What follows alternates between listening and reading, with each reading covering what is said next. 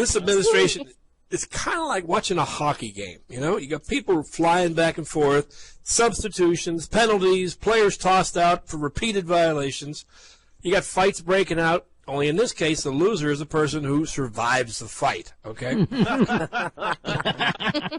The latest, and I haven't turned on CNN yet. They might as well just call it breaking news to CNN. It used to be CNN, and occasionally they'd have breaking news. Now every 5 minutes is breaking news because there's always some shit going down.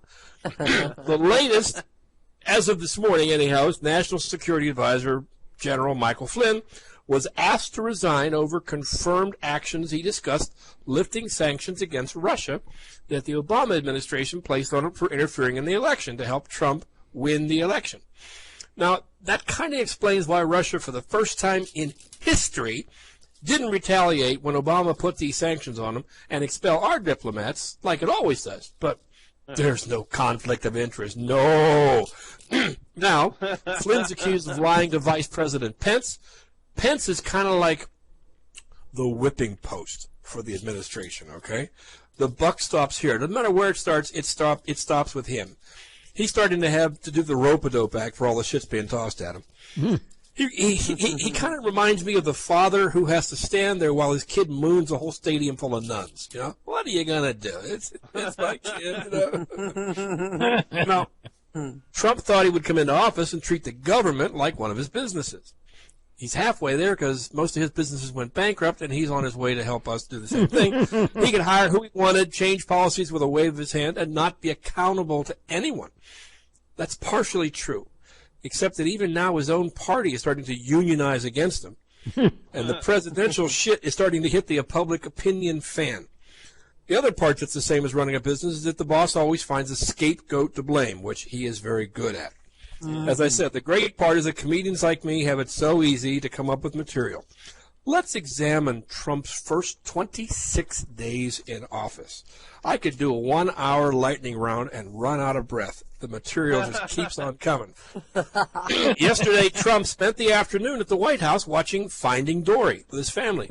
Apparently, in this version, Dory couldn't be found because she was being detained at the airport. You know how over the course of his time in office, over 4 years or 8 years, the president gets old and his hair turns gray. You saw Obama's when he was a virile young guy. Now when he left, he's salt and pepper. During his administration, instead of him, that's going to happen to all of us. Our hair. Now, President Trump on Friday signed an executive order that bans citizens from 7 predominantly Muslim countries from entering the United States for 90 days. It bans refugees from entering the United States for 120 days. There were demonstrations at just about every major city. People went to the airport to protest. You know, that's when you know when people are mad. It's Sunday, they have no travel plans, and they go to the fucking airport. Yeah, that's it. President Trump is still settling into the White House, and I read it. His gold curtains in the Oval Office are the same ones Hillary picked out for Bill Clinton in 1993. So she may not be president, but Hillary is still figuring out a way to throw some shade on the situation. Trump is trying to get down to business. In fact, he met with the CEOs of General Motors, Ford, and Chrysler this week to try and convince them to make more cars in the U.S. In fact, he even pitched the idea for a new car. The really, really smart car. Smarter than you'd ever believe. That I can tell you. It is huge. There are reports that Trump advisor Kellyanne Conway actually punched a guy while trying to break up a fight at Trump's inaugural ball. Though she says it wasn't a punch, it was an alternate high five. I believe her. What do you think? That's an alternate Now, high five.